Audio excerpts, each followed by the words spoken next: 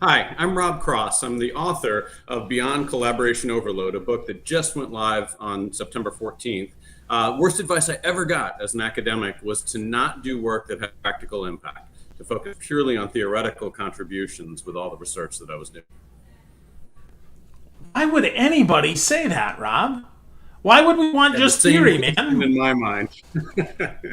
What you find as you get into academia is there is a whole swath of publications that people spend 3, 4, 5 years of their lives trying to get into that nobody's ever read. Not even their mothers read these things, just a small set of academics. And there's huge value in them. There's a huge value, and I contributed to that body of work in different ways. But taken to the extreme, it leads people to identity just around that side and not kind of ways what we can do can have impact. To me, it's crazy, right? The consortia that I run, we've got 110 organizations in it, and the impact that we've been able to have by interacting so closely with all these people trying to apply your ideas has been just fantastic, right? It's helped advance the ideas, in 5 years, what took me 20 years before to have impact with. Awesome. Awesome. So the book is Beyond Collaboration Overload, but let's define how you define collaboration so that we can kind of set the stage for our conversation today.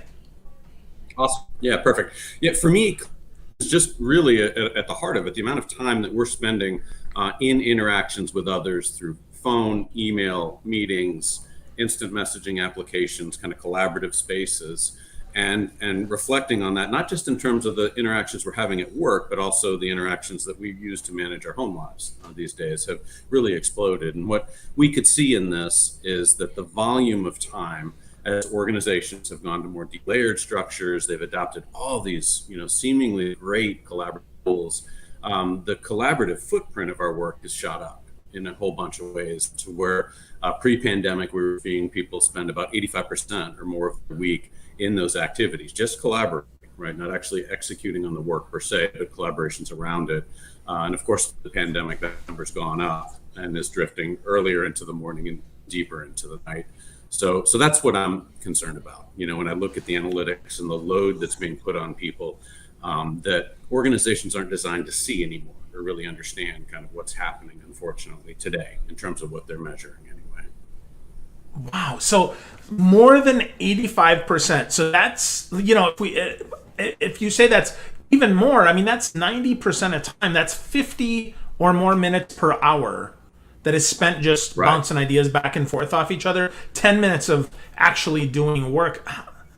Dude, is it just because we have all these tools, or what's the cause of this, Rob? Yeah, I think a lot of it is driven by kind of incremental efforts to get greater efficiencies or kind of following consulting advice, for example. And I'm not picking on consultants, but most of them, when they're implementing matrix-based designs, agile structures, the primary idea around how do you get speed and time to market is just how do you reduce the decision hierarchy, right, in the organization, make execution happen more rapidly. Where what we can see is that there are also phenomenal inefficiencies that get created when, for example, you have 3 to 5% of people absorbing 20 to 35% of the collaborations. There's just too much connectivity kind of put down on a very small set of people. And we're not really designed to see this. And it's not just the consultants, it's a whole suite of things that have happened. There's been delayering going on for 10, 15, 20 years that's created this great collaborative footprint.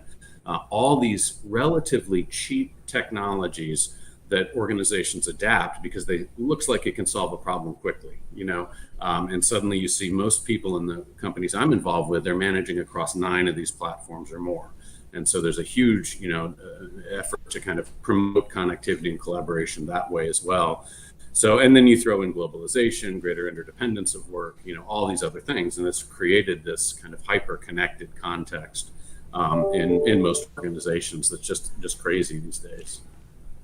Wow. So over connection instead of under connection, the promise of email was and the internet was to connect us all. Now we're over connected. And you say nine collaboration platforms. So I don't know that I know 9 collaboration platforms, Rob, but let's try it. So we got Slack, Yeah. Basecamp, Google Docs, Trello.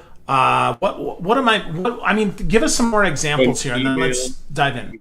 Okay, email. instant message, gratitude, applications. There's other things like that, kind of smaller team or instantaneous connectivity apps. There's well-being apps now that are starting to kind of promote, greater connectivity and get interaction that way that's focused on well-being. So none in isolation, right? They all make sense, right? But it's the accumulation that we've seen in a lot of organizations. And when I'm saying 9, this was a study we ran. For me, it was very much focused on the well-being impact of this over-connectivity. And that was the average that the kind of mid-level leaders were talking about managing across. So collaboration overload for me is, in part, it's just the volume of the demands that's happening to us, but it's also the switching costs. The way we move across these platforms, or if we let IM come in and interrupt us, but we know the cognitive psychologists show that just looking down at a text and back up is about a 64-second recovery, for example. But all these interruptions, it's the same math you were just doing that I love, 50 hours in an hour. If all those interruptions, if you the small ones, or if you actually get interrupted to a degree that you lose your train of thought, you forget where you were and you had to kind of acquire what the cognitive psychologists call that schema again, that can be as much as 23 minutes to kind of get back to the productive state that you were. So you add it up and it's pretty significant, not just the volume, but also the distractions, that happen today in different ways. Wow. So 64 seconds for just a basic, I'm looking away interruption. 23 minutes if we lose our way and have to get back in the schema. That's so fascinating, man. I mean, it's no wonder that nothing gets done in a lot of these organizations because we're so overwhelmed with, oh, hold on. Oh, I just got another ping. Oh, I got to think about this. Right. So right. Okay, so we're past that, right? But the promise of your book here, How to Work Smarter, Get Ahead, and Restore Your Well-Being. Let's start with the work smarter, Rob. Give me one thing that we can do today to work smarter and how that helps us. Yeah, so I mean, one, just to pick on the idea that we're talking about is block reflective time, right? And secure and hold that. And everybody says they try it and then they give the time up because they let the system kind of come in on them. But what we can see, work we just published with for a collaboration I did with Uber and General Mills, went into Harvard Business Review last week, showed that just a 2-hour block is almost a 1-to-1 improvement in productivity for people. So it's a huge deal to get just 2-hour blocks. But what I was actually seeing in the work, as I went through all these interviews, I would kind of find who are the people that are giving the greatest impact in their organizations and taking the least amount of their colleagues' time, right? So those were my efficient collaborators. Went out and interviewed 100 women, 100 men to see, well, what are you doing that's getting you back about 18 to 24% of your time? And what I would hear really is that one really key thing is they were more intentional in managing to a rhythm of work that was their own, right? So I would talk to one person, for example, and they would say, gosh, the first thing I do is email in the morning, right? So I can get that out of the way. And I would think initially that, gosh, that must be a good practice because they're the efficient collaborators. So I'd ask the next person, well, do you do email first thing? And they would look at me and say, are you crazy? If I start with email, I'll never get off it, right? And so for them, it was I start with the creative work early, and I do email in 3 30-minute blocks, for example. And I'm communicating to others when they're going to hear from me. And so they know kind of expectation-wise and how to manage their time, and they do much better, right? So what I find in this all, one easy thing is to be intentional, more intentional than we sometimes allow ourselves to be. But be very intentional and kind of imposing structure in your work. And we find the more efficient collaborators, they're block reflective time. They strategically calendar on Friday night and Sunday night with a 1 week and usually 3-month time horizon where they're focusing on what are the kinds of work I want to be pulling myself into. They manage role interdependencies. They just do things on one hand that are about how are they putting structure into their work. They can't control everything. But the problem today is we can't control more than we allow ourselves to think we can. A lot of times we just give up control of the situation and become too responsive to all the things coming at us. So that's one element. There's a couple others too that I can pass on to the extent that's all. Yeah, let's go a little deeper on that because I think intentionality is great, right? I mean, in theory, I try my best to set a perfect week, and then I get a Basecamp notification, and I get an email, and then I get a text, and then I get a Slack, and then I get a Facebook message, and crap, now it's 3:00, and there goes my day. So give me another give me another tip there, Rob, because I think it's super helpful. Well, Yeah, so and none of this works perfectly either. I really want to emphasize that this is a game, I call it it's a brawl, not a ballet. And this is something that these people that are, again, they're about 18 to 20% more efficient, which is about a day a week, if you think about it. So they're getting that time back, not by one solution. And this is always the funny thing for me if I'm writing for Wall Street Journal or Harvard or other places. They want that one sexy, seductive principle that everybody can remember. And it's not that game. This is a game where we see there are a series of practices that more efficient collaborators do. And the goal is to help people get down to the 2 or 3 they need to be dogmatic on, right? So in your case, what I would be saying is, do you have really clear North Star clarity on what are the capabilities you want to be using in your work, right? What is it? Is it analytics? Is it creativity? Is it industry knowledge? Is it being a thought leader? What are the capabilities, and then what are the values you want to experience, right, in your work? Is it giving back? Is it mentoring? Is it other things like that? And the people that are more clear on that are more quick to say no to some of these immediate things that seem urgent, you know what I mean, or to push them off in different ways.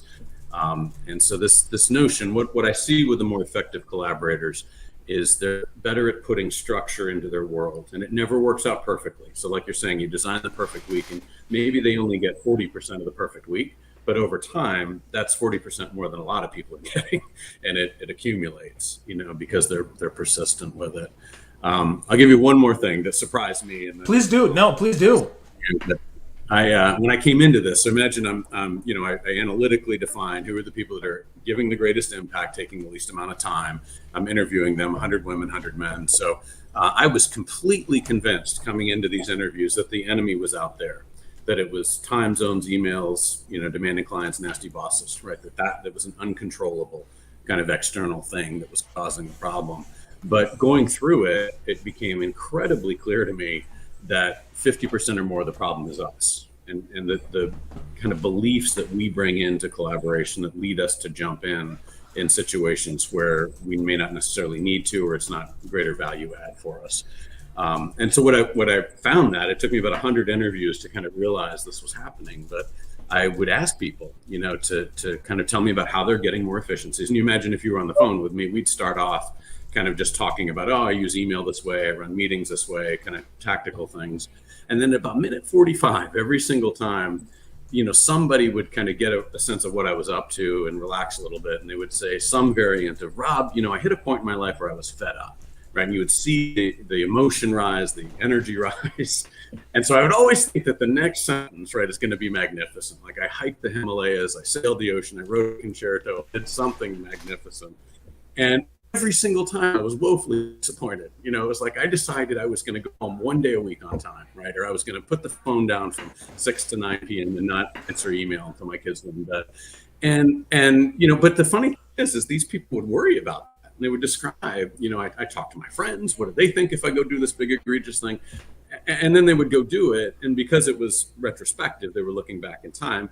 95% of them burst out laughing at some point, saying nobody even noticed when I did this thing. You know what I mean? I went home 1 day a week to get to my trainer or whatever.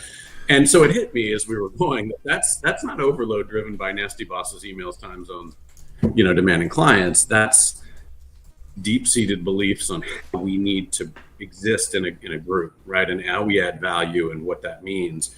And we really came to see that people have really deep triggers that lead them to jump in when they shouldn't. For some, it's a desire for accomplishment. For some, it's a need for status. For some, it's a desire to help. Right, a servant-based mindset is what leadership is about, right? And there's a set of these that lead people to jump in a micro moment to situations, and then they end up overwhelmed kind of 12, 18 weeks later, but often can't even remember that they started it to begin with, right? It was their kind of jump in that moment that started it. So learning to guard against that is a bigger deal than a lot of times we think about, when we're just focusing on, say, the various modalities that people are connecting with. Wow. So our desire to help, our desire to serve, our desire to collaborate is actually making this worse. We actually want to help. We believe that we need to help. We believe there's this urgency. I'm a sales guy, so speed to lead matters. And yet when we don't, right, nobody notices. Right. So or we're more intentional about when and how we jump in. And so the lead story that really runs through the book is a leader that was failing dramatically because he was a heavy servant-based mindset. He would see things go over email and feel like he had to show his team he was present, right? And he would jump in ways that suddenly the team was managing the issue and they were managing him separately, and it resulted in more meetings and things, on his calendar. But he couldn't see that, right? And it was well intentioned. 9 times out of 10, when people see the big analytics we run, and they see people that have gotten into choke points in these networks where they have way too many people coming to them and more people saying they have to have more of their time, the knee-jerk reaction is, oh, that's a micromanager, right? They can't let go. And only in small instances is it the case. People get in trouble this way for other reasons that have to do with just how we think we need to jump in. Now, the really important thing I want to emphasize is what I am saying really clearly in this book that sometimes people miss in the title is that the high performers in this work, they're actually collaborating more, but they're doing it in a better way, right? So the book is really organized around this infinity loop of how to buy time back. How do you find the inefficiencies in your collaboration? And then how do you invest it differently to get scale, right? So that's really the heart of it. To me, was not so much about the buying the time back, really, but that is a device to then say, okay, what are these people doing that are actually scaling their accomplishments, and kind of experiencing better well-being. Yeah, you don't want to efficiently suck. You want to efficiently get results, right? You want to focus on, Right. I mean, because that's the thing. I mean, I'm not trying to do more. I'm not trying to produce more. I'm trying to produce more better, right? Is that kind of what you're saying here, Rob? Totally. Well, and most people should immediately resonate with this going through the pandemic, right? Many people have had the experience of taking like 8 1-hour meetings they were having, and now they're 16 30-minute meetings because they're just trying to cram more in and get more done. And it doesn't work. And I'm using that mathematically just as an example, but you get the idea. Yeah. We're moving to shorter meetings, trying to jam more in there. And we end up exhausted at the end of the day because you have to be more intense in those shorter spurts. You have difficulty switching the domains for reasons I was telling you. And then you end the day with a to-do list based on 16 meetings, not 8, right? And so you've got more to do. And it's all a product of saying, okay, how do I try to cram more in the same way versus how do I think about getting scale differently in these connected times? So that's just one example of the idea. Like, you can't just buy the time back and then go do the same thing because you'll wind kind of back up in the same frenzy again. Wow. Well, one of the things that I like you talk about that's the very practical thing is you talk about the use of standing meetings and how those can really help us. And I saw that in your HBR article too. So talk to me about standing meetings. Like, help us define that first, because we hear about that. What makes an effective standing meeting? And then how does that help us get more better instead of just more meetings? Yeah. So there's two thoughts, if I can kind of go in two directions on that, because on one level, whenever we sit down, if there's somebody that's overwhelmed, there's a very simple exercise we do that's written about in the book where we have people look back in their calendars 4 months. And what they're looking for are kind of calendar entries, email headers, and they're not looking for the big thing that's crushing them, right? What they're looking for, what are the small interactions I'm getting pulled into? Maybe it's around pricing decisions or contact with a given client because I knew them 5 years ago. All these things that have just kind of stuck with you as you've gone that we get used to answering in the moment because it feels small, but if you accumulate it, it adds up to, potentially 18 to 24% of your time. And we find that if you look back 4 months, you can't look back last week because we justify everything, right? We're critically important to everything. But if you get some space, you start to see the routine ways that you're getting pulled into things that you're not really adding unique value to, and it's not adding value to you. And the idea then is, and this is really important, is don't cluster that and give it to your favorite person, right? Because that just creates overload in a different way, right? What you're trying to do is say, where's the rising talent that I'm trying to pull into this group that if I could make them a go-to, person on this capability or pricing or whatever it may be, it serves to delayer that individual and draw in talent, create capability, right? So you're looking back 4 months. And then the other thing I always say is look forward 2 months and look for those recurring meetings and seeing, where do you have them that have just become kind of locked into the calendar. And you could either increase the time between them, decrease the time of the meetings, or maybe question if they're relevant anymore. You know what I mean? And that tends to give back a tremendous amount of time, all on these small things that we're not seeing And that is the heart of this game, right? It's a brawl, not a ballet, in terms of what people do. The standing meeting idea, when it's done well, when I'm suggesting to keep it, what you're trying to do is stop the 10 interactions that are coming at you at any given point in time that are creating the disruptions. You know what I mean? That are not adding value. Some of those 23-minute disruptions. And what I've seen work well, it doesn't even actually have to be a meeting per se, so long as there is a place or a space that people can be posting, questions to. But let's just take, one average. Let's say it's a relatively slower tempo, so it's one meeting a week. People know they can bring the open items they have that aren't critical into this meeting for a discussion, right? And what that does is it starts to bring the interactions to one point in time versus all the disruptions, right? And the frenzy that kind of gets created that way.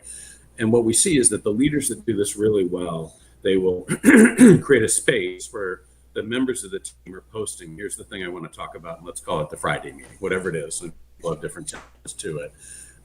And half the time they find that as weeks go on, the team starts solving the problem without the need for the meeting, right? It's kind of posted up there and the team starts to see, okay, here's what I've done with this client, or here's how we could work with this organization. And they actually start to take the need for the meetings down, in a pretty productive way. So that's one thing you're always looking for is it at a right frequency that helps kind of keep as much of the one-offs out as we can? Are we doing it in a way that's creating awareness of expertise in the team so they're solving problems? And then, maybe a little bit oddly, I'm always looking for things that get a little bit off task, right? And just help people connect on a human level as well to create a little bit of engagement with each other. That's great advice, and that's doable stuff. And I like that it solves itself. I mean, to your point, as we post what we want to talk about, well, maybe I've got 10 minutes now to think about that. Right. Whereas if I wait till the meeting, now I've got to process in the meeting.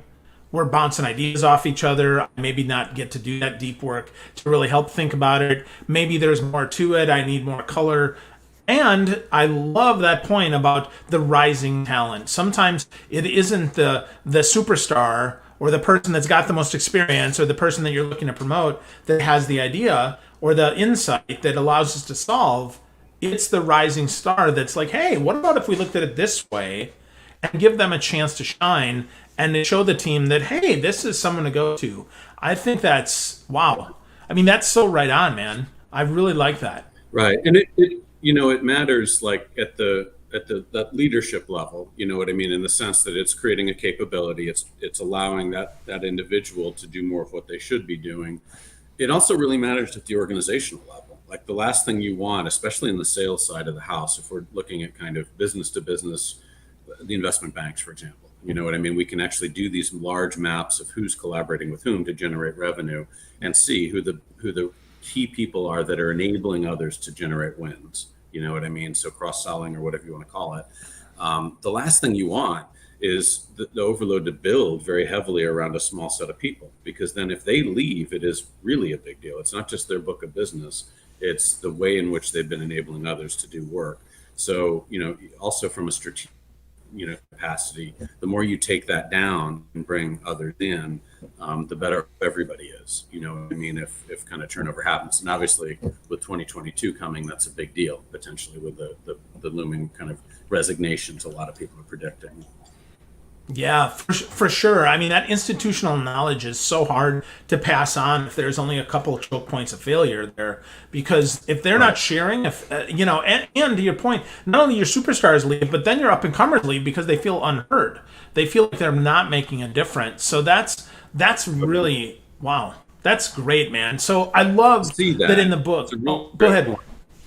I'm sorry. You can see that in the analytics you do a lot of times is. It's not just that you lose that first person, but if they're somebody that I also call an energizer, and this is, again, kind of getting to that other side of the second part of the book, is not just around how do you buy the time back, but what do you do with it? One of the things we know is that the people that create energy in networks. And by that, I don't mean cheerleaders. There's likely to disagree is agree. They do it very differently, right? They don't say that's a bad idea. They say, given where we're trying to go, an alternative. So they're kind of, separating the critique from the person exposing their own logic. They do a set of 9 pretty specific things differently that enable them to create enthusiasm around them, create followership for what they're up to. And it has huge effect on the predictive ability of high performers. In fact, that single dimension, if you're somebody that creates enthusiasm in these networks, that's about 4 times the predictor of high performers, anything else we've seen over the years. And so it's a huge deal. But if you lose somebody that's well connected and an energizer, right, in these networks, then the follow-on attrition around them, just like you're saying, is huge. You can see it from time period to time period. The people that they energized, right, or created followership with, are far more likely, to take off. So it's a really big deal, right, to kind of preserve that and to be thinking about it again, especially as we move forward in this different work context. That's super interesting to understand and to get our arms around, that we need to identify those energizers early and find ways to plug them in and kind of tap their energy without exposing them to over collaboration, right? Without giving them too much. So I was going to say, your book has these coaching ideas in them, which I really love. I think it's so important that we have that in there, because a lot of times, to your point about academics, right? A lot of times it's not practical tactical. It's theory. It's we like to think we are, but not all the time. Yeah, we try hard. Yeah.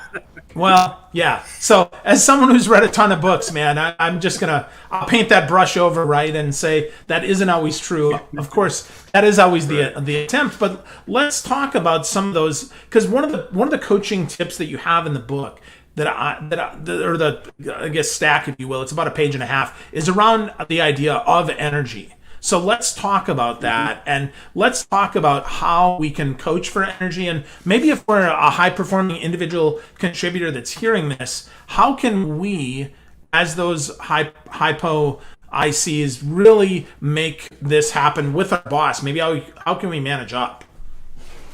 Right. What we see is this started literally 23 years ago. I was in one of the major blue chip consulting firms, and I won't mention the name of it, but it was one of the first times we were looking to predict high performers. And by that, I don't mean people that know a lot of people. I mean people that are producing the greatest amount of revenue. They're on the upwardly mobile track, getting promoted more rapidly than their peers. That's kind of how we've measured it. And I'll never forget it for as long as I live, as I would develop this massive way of studying those people that we were trying to see, well, are they distinguished by how smart they are, right? Their degrees, their expertise, is it how they use the technologies around them to kind of answer client questions or things, or is it their network, right? And what we found is you could land in the bottom 25% by not being smart enough using the tools, basically. What got and kept you in the upper quartile was having a structurally diverse network, so one with more bridging ties that you could reach out to when client opportunities came. Those people were able to materialize better solutions, ultimately, not because of tapping into some power structure or something nefarious, but just because they had greater awareness of who they could bring in and engage. And they did better things, and then they also created reputation that others started bringing things to them. You know what I mean, over time. And then the other thing I'll never forget is I was about to pull the trigger on this assessment, and the lead partner walking down the hall said, I don't think it's IQ that distinguishes our high performers. I think it's people that create what he was calling buzz around them. He said they get the partners on board with what they want to do. Their peers bring them things. Their teams give greater efforts. The clients want to buy more. He said all that on the margin doesn't have to do with a couple of points of IQ. It's about the way they engage with others that creates followership right in there.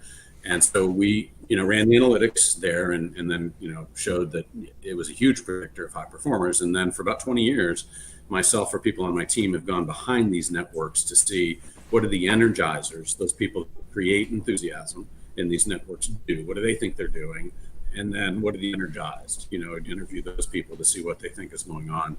So the tool set, and it's obviously in the book, and there's also online tools that we've used, are just gearing around a set of behaviors that we know consistently predict people that create energy. So they tend to They tend to create space for others to be a valued part of a conversation, so they're not over pushing their agenda too much. They tend to use humor, and usually self-deprecating humor, to take status out of a situation.